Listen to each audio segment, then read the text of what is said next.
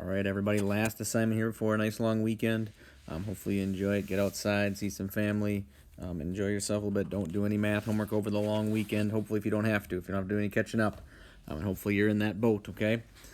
This is our worksheet on graphing square root functions. Again, a new family of functions that we haven't learned about already, or hadn't learned about in the past, but something that's brand new to us. Hopefully it's going well for you. Otherwise, let me know if it's not. That first 8 problems, kind of like yesterday, I'm going to have you list the transformations for each one, and I also want you to do the domain and range now too, since we covered that towards the end of yesterday's worksheet. And I'll just kind of remind you again, you can do it right from here, okay, on these problems. There is a way to see it, and if not, though, you just use Desmos to help you. I'm totally fine with that. You don't have to hand graph them. There are a few I want you to hand graph tonight, but just 4, okay, but these you can definitely use the visual of Desmos if you want, okay?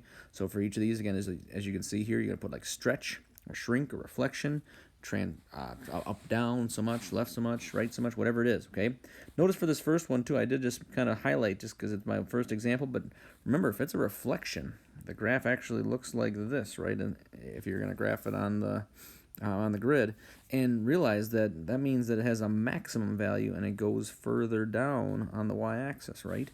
So just notice the range for these, okay, because it's a reflection, the range, like for that particular one, is y is less than or equal to 0, because it starts at 0, you can think it's a high point, and then it's going to go down into further lower values of y, okay? So just kind of something to note.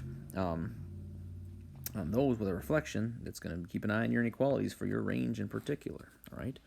Any of these other ones too, again, I'm not going to go through a bunch of them because they're pretty similar to the other night. I will look at number 4. Maybe looks a little more confusing, okay? It looks a little trickier, like, oh, I haven't seen one like that, but you really have. Just realize that, right, this is addition. Commutative property says you could always rewrite it like this if you want, which is how we've seen it more often the first couple days, okay? And if that helps you, you can use that too, but just know that sometimes we'll see that constant in front of the square root, so there are a few problems actually like that today, okay? Otherwise, oops, I meant to say this one. Otherwise, not a lot of surprises on this first set. Very similar to yesterday's set, but you also will be listening to the domain and range. So good luck on those. Let me know if you still need some help.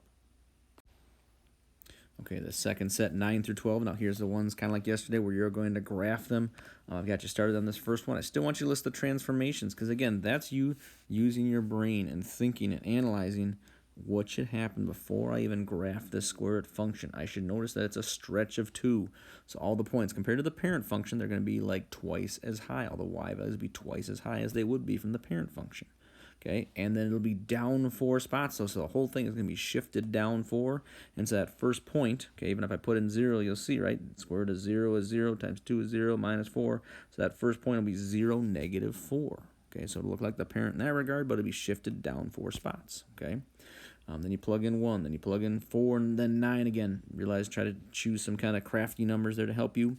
And I would like you to be able to do the point where you can do the domain and range again before you graph, just by looking at this, okay?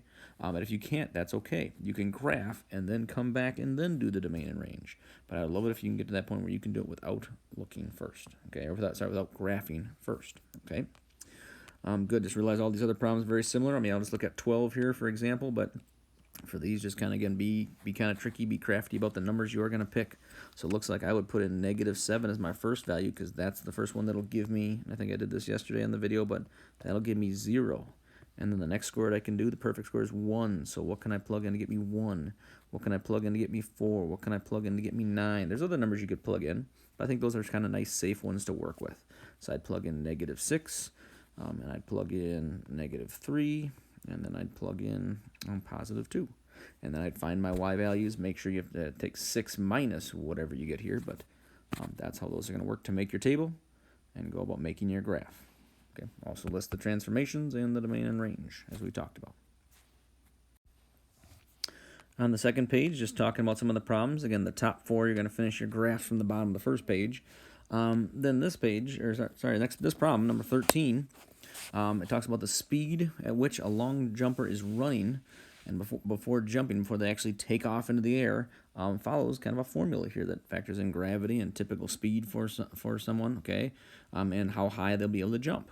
So S is equal to 10.9 times the square root of H, okay, which is the max height, as it says down here in the diagram. H is the max height they'll be able to jump in meters, and S is the speed in meters per second at which they're running, okay. So, to the nearest tenth, you're going to approximate the maximum height reached by the long jumper if their speed, if they're running at 10.25. Again, in math, you get equations like this all the time that have some kind of real-world application. And a lot of times, again, somebody, down the road or somebody else has done the math for you, maybe something you'll have to do someday in the future for your job, okay? But they've already done the math for you and kind of figured out the formula that will make it work. And so in this case, though, now you just got to be able to use the formula where we are right now. So if they say the long jumper's speed before jumping is 10.25 meters, well, that's a speed, right? So that kind of tells you where it's going to go in the equation, going for S. And you're going to plug that in and then kind of work backwards to find out what H would be. So it will start looking like this. I won't do the whole thing. But 10.25 equals 10.9 times the square root of H.